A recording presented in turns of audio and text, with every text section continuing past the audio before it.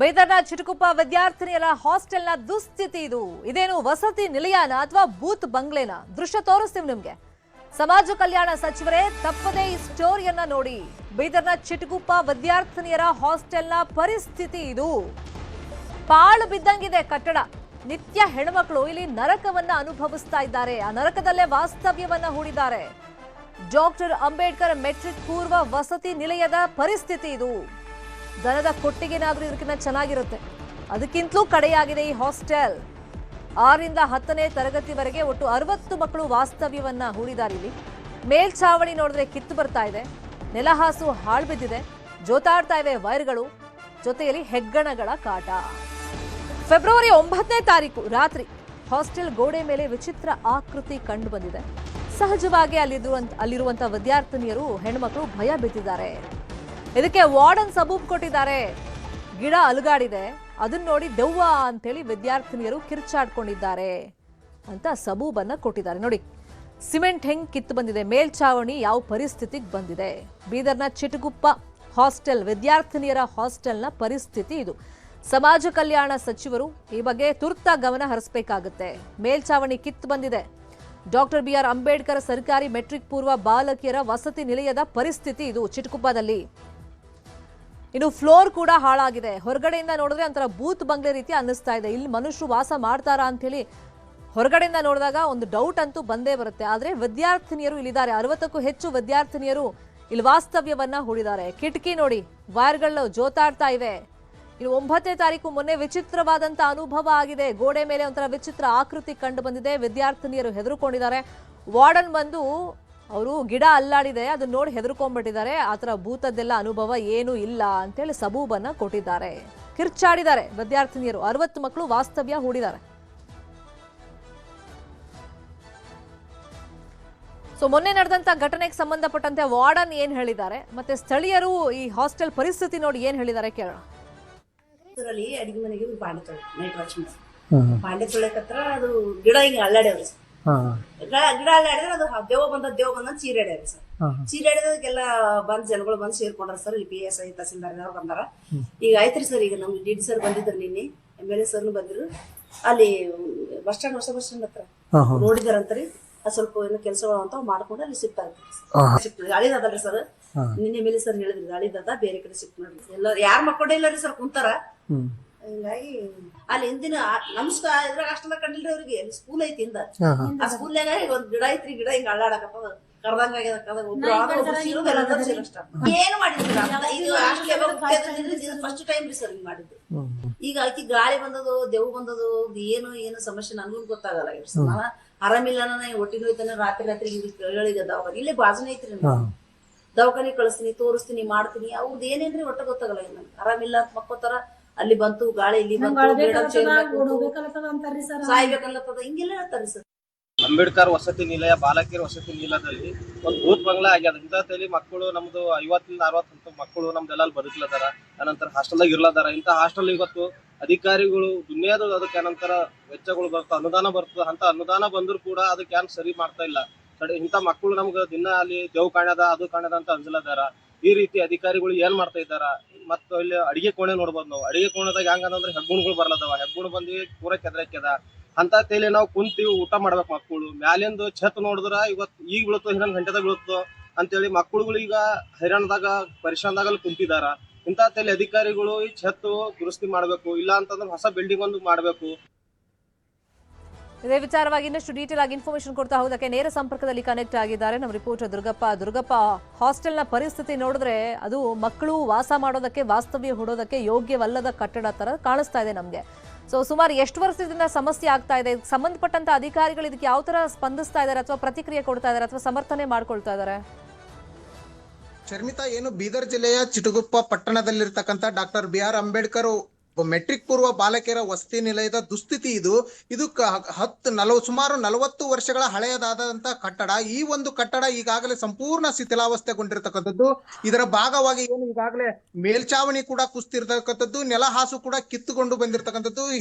ಹೆಗ್ಗಣಗಳು ಗೂಡಾಗಿರ್ತಕ್ಕಂಥ ಈ ಹಾಸ್ಟೆಲ್ ನಲ್ಲಿ ನಿತ್ಯ ನರಕ ಯಾತನೆಯನ್ನ ಇಲ್ಲಿನ ವಿದ್ಯಾರ್ಥಿನಿಯರು ಅನುಭವಿಸ್ತಾ ಇರ್ತಕ್ಕಂಥದ್ದು. ಸಾಕಷ್ಟು ಸಮಸ್ಯೆಗಳ ಮಧ್ಯೆ ಇವತ್ತು ತಮ್ಮ ವಿದ್ಯಾಭ್ಯಾಸವನ್ನ ಮುಂದುವರಿಸಿದ್ದು. ಆದರೆ ಈ ಒಂದು ಏನು ಹಾಸ್ಟೆಲ್ ಏನಿದೆ ಇದು ಹೊರಗೆ ನೋಡಿದ್ರು ಕೂಡ ಈ ಒಂದು ಕಟ್ಟಡದಲ್ಲಿ ಯಾರು ಕೂಡ ಇಲ್ಲವೇನೋ ಅನ್ನೋ ಒಂದು ಭಾವನೆ ಮೂಡುತ್ತೆ. ಅಂತಹ ಒಂದು ದುಸ್ಥಿತಿಯಲ್ಲಿ ಈ ಒಂದು ವಸತಿ ನಿಲಯ ಇರ್ತಕ್ಕಂಥದ್ದು. ಆದ್ರೆ ಅಧಿಕಾರಿಗಳು ಮಾತ್ರ ಯಾವುದೇ ರೀತಿಯ ಕ್ರಮಕ್ಕೆ ಮುಂದಾಗ್ತಾ ಇಲ್ಲ ಅಂತ ಹೇಳ್ಬೋದು. ಯಾಕಂದ್ರೆ ಮೊನ್ನೆ ಫೆಬ್ರವರಿ 19ನೇ ತಾರೀಕಿನ ಏನು ರಾತ್ರಿ ನಡೆದಿರ್ತಕ್ಕಂಥ ಒಂದು ಘಟನೆ ಏನಿದೆ, ವಿಚಿತ್ರ ಒಂದು ಆಕೃತಿಯನ್ನು ನೋಡಿ ವಿದ್ಯಾರ್ಥಿನಿಯರು ಏನು ಭಯಭೀತರಾಗಿದ್ರು.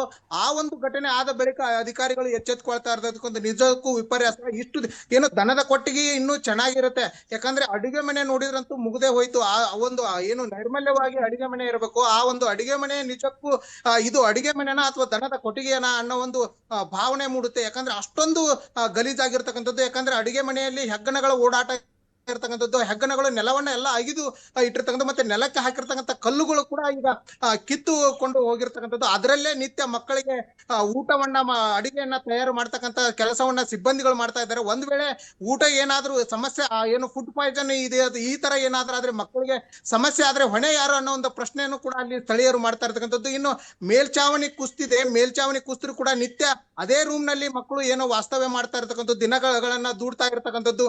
ಈ ಏನು ತಟ್ಟೆಯ ಏನು ಕಿಟಕಿಯ ಒಂದು ಬಾಗಿಲು ಕೂಡ ಸಂಪೂರ್ಣ ಕಿತ್ತುಕೊಂಡು ಹೋಗಿರ್ತಕ್ಕಂಥದ್ದು. ಇದು ಒಂದು ರೀತಿ ಪಾಳು ಬಿದ್ದಂತ ಭೂತ ಬಂಗಲೆಯ ರೀತಿ ಇದು ಒಂದು ಭಾಸ ಆಗುತ್ತೆ.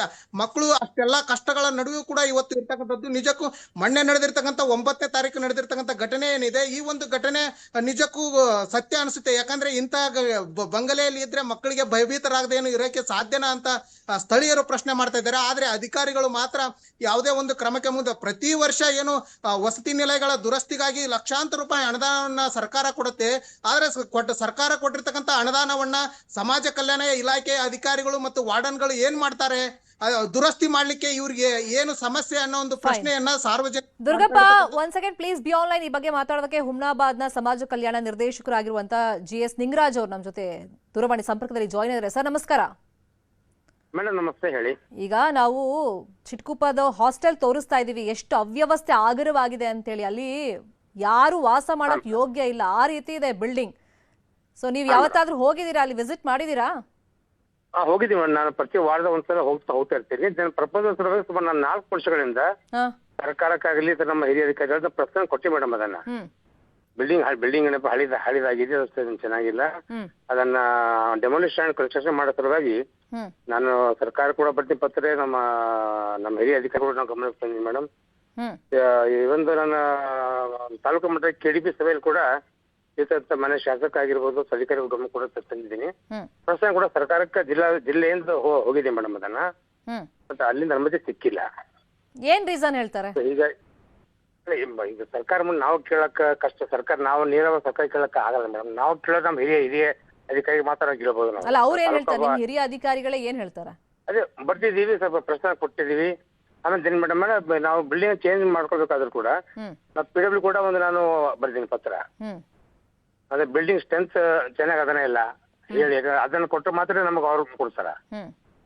ಈಗ ಅಟ್ಲೀಸ್ಟ್ ಇದನ್ನಾದ್ರೂ ರಿಕ್ವೆಸ್ಟ್ ಮಾಡಿ. ಈಗ ನಿಮ್ಗೆ ಗೊತ್ತಿದೆ ಅದು ವಾಸ ಮಾಡೋಕೆ ಉಳ್ಕೊಳ್ಳೋಕೆ ಯೋಗ್ಯ ರೀತಿಯಲ್ಲಿ ಕಾಣಿಸ್ತಿಲ್ಲ ಕಟ್ಟಡ. ಅಟ್ಲೀಸ್ಟ್ ಬೇರೆ ಕಡೆನಾದ್ರೂ ವ್ಯವಸ್ಥೆ ಮಾಡ್ಕೊಡಿ, ಹೊಸ ಬಿಲ್ಡಿಂಗ್ ಆಗತ್ತಂತ ಕೇಳಿ ನೋಡಿ. ಇವಾಗ ಇಲ್ಲಿ ಮೇಡಮ್, ಈಗ ನಾನು ನಿನ್ನೆ ನಮ್ಮ ಇರ್ತಕ್ಕಂಥ ನಮ್ಮ ವಾರ್ಡನ್ ಹೇಳಿದ್ದೀನಿ, ಆಮೇಲೆ ಕೆಲವೊಂದು ಲೇಬರ್ಸ್ ಮಾತಾಡಿದೀನಿ.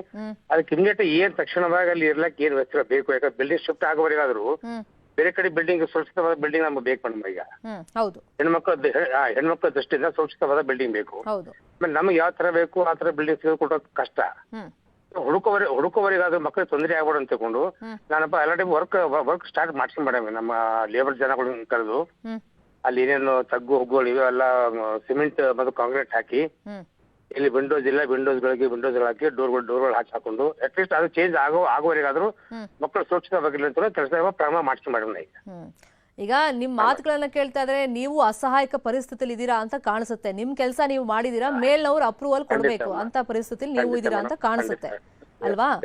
ಫೈನ್. ಈಗ ಬೇರೆ ಜಾಗ ಗುರುತಿಸೋದು ಅಥವಾ ಬಿಲ್ಡಿಂಗ್ ಎಲ್ಲಿ ಕನ್ಸ್ಟ್ರಕ್ಷನ್ ಆಗ್ಬೇಕು ಅದೇನಾದ್ರೂ ಪ್ಲಾನ್ ಮಾಡ್ಕೊಂಡಿದೀರಾ ನೀವು? ಅಂದ್ರೆ ಮುಂದಿನ ದಿನಗಳಲ್ಲಿ ಅದಾದ್ರೆ ತಕ್ಷಣಕ್ಕೆ ಬೇಕಲ್ಲ ಜಾಗ? ಇಲ್ಲ ಮೇಡಮ್, ಈ ನಮ್ದು ಬಿಲ್ಡಿಂಗ್ ಇದೆ ಮೇಡಮ್. ನಮ್ಮ ಬಿಲ್ಡಿಂಗ್ ಸುಮಾರು 1 ಎಕರೆ ಜಾಗ ಇದೆ ಮೇಡಮ್ ಟೋಟಲ್ ನಮ್ಮ ಬಿಲ್ಡಿಂಗ್ ನಲ್ಲಿ. ಅದು ಜಾಗ ಚೆನ್ನಾಗಿದೆ, ಸ್ಥಳ ಚೆನ್ನಾಗಿದೆ. ಅದನ್ನೇ ಬಿಲ್ಡಿಂಗ್ ಡೆಮೊಲಿಷ್ ಮಾಡಿ ಹ್ಮ್ ಡೆಮೊಲಿಷನ್ ಕನ್ಸ್ಟ್ರಕ್ಷನ್ ಮಾಡಿಸಲ್ಲ ಕೊಡ್ತೀನಿ ಪ್ರಪೋಸಲ್. ಹ್ಮ್ ಅಲ್ಲ ನಮ್ಗೆ ಬೇಜಾರಾಗುತ್ತೆ ದೃಶ್ಯದಲ್ಲಿ ನೋಡಿದಾಗ ಮಲ್ಕೊಳ್ಳುವಂತ ನನ್ ಕೂಡ ಬಹಳ ಬೇಜಾರ್ ಅಡಿಗೆ ಮನೆ ಅವ್ಯವಸ್ಥೆ ಇರ್ಬೋದು, ಇನ್ ವಾಶ್ರೂಮ್ ಗತಿ ದೇವ್ರೆ ಗತಿ ಅನ್ಸುತ್ತೆ, ಅಷ್ಟು ಅವ್ಯವಸ್ಥೆ ಇದೆ. ಯಾವ್ದು ನಮ್ಮ ಕಿಚನ್ ರೂಮ್ ನ ಸಂಪೂರ್ಣ ರಿನೋವೇಷನ್ ಮಾಡ್ತಿರೋ ಇವತ್ತು ನಿನ್ನೆ ಹೇಳಿ ಮೇಡಮ್ ಕೆಲಸ ಸ್ಟಾರ್ಟ್ ಆಗಿದೆ ಈಗ. ಈ ಒಂದು 3-4 ಡೇಸ್ ಅದೆಲ್ಲ ಕೆಳಗಡೆ ಏನಾದ ಫ್ಲೋರಿಂಗ್ ಪೂರ್ತಿ ತೆಗೆದು ಅದಕ್ಕೆ ಸಿಮೆಂಟ್ ಕಾಂಕ್ರೀಟ್ಸ್ ಏನೇನು ಹಾಕೋಬೇಕು ಎಲ್ಲ ಮಾಡಕ್ಕೆ ಎಲ್ಲ ಏನು ಸಾಮಾನು ಬೇಕು ಎಲ್ಲ ಕೊಟ್ಟು ಮಾಡೋದಿಲ್ಲ ಮಾಡೋ ಸಲುವಾಗಿ ವರ್ಕ್ ಸ್ಟಾರ್ಟ್ ಆಗಿದೆ ಮೇಡಮ್. ಇವತ್ತು ಸ್ಟಾರ್ಟ್ ಆಗಿದೆ ವರ್ಕ್. ಈಗ ನಿಮ್ ಕೆಲಸ ನೀವು ಮಾಡಿದೀರಾ, ಪ್ರಸ್ತಾವನೆ ಕೊಟ್ಟಿದ್ದೀರಾ, ಹೇಳಿ.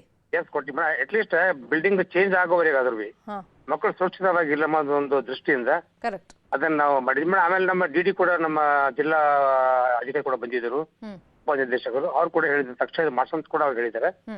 ಸೊ ಅದನ್ನ ಕೆಲಸ ಮಾಡಿ ಮೇಡಮ್. ಈಗ ಅದೊಂದು 3-4 ಡೇಸ್ ಅಲ್ಲಿ ಕಂಪ್ಲೀಟ್ ಆಗುತ್ತೆ. ನಂತರ ಬಿಲ್ಡಿಂಗ್ ಎಲ್ಲಿ ಶಿಫ್ಟ್ ಆಗ್ತಾರೆ ಸಿಗುತ್ತೆ ಅಲ್ಲಿ ನಮ್ಮ ಮಕ್ಕಳು ಶಿಫ್ಟ್ ಮಾಡ್ತೀವಿ ಮೇಡಮ್. ಆದಷ್ಟು ಬೇಗ ಆಗಬೇಕು. ನಾವು ಈಗ ಸಮಾಜ ಕಲ್ಯಾಣ ಇಲಾಖೆ ಸಚಿವರ ಗಮನಕ್ಕೆ ತರೋಕೆ ನಾವು ಫಾಲೋ ಅಪ್ ಮಾಡ್ತೀವಿ ಸುದ್ದಿಯನ್ನ. ಥ್ಯಾಂಕ್ ಯು ನಿಂಗರಾಜ್ ಅವರೇ. ಅಂದ್ರೆ ನಿಮ್ ಕೈಯಲ್ಲಿ ಏನ್ ಸಾಧ್ಯ ಅದನ್ನ